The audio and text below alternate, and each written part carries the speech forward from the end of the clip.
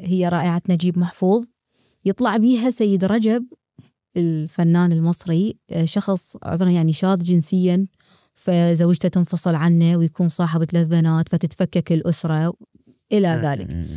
وكذلك خالد الصاوي طلع بعمارة يعقوبيان، شخص عمارة يعقوبيان. لا ما نقدر، احنا ما نقدر لسببين. المصريين عندهم حرية كثيرة وكبيرة ويستوعب. يعني انت اكو كثير من افلام مال نادية الجندي يعني بيها بالنسبة لنا محرمات ومحظورات عندنا المجتمع العراقي، بس بداية الفيلم مش كاتبين نجمة مصر الأولى أو نجمة الجماهير. احنا عندنا ما أريد أذكر أسماء، اسم بنات 2 عندنا بالتسعينات طبعا شوية عندهم جريئات بالضحكة بالغنج بالغزل، دقولهم طبل. احنا مجتمع عنده قسوة.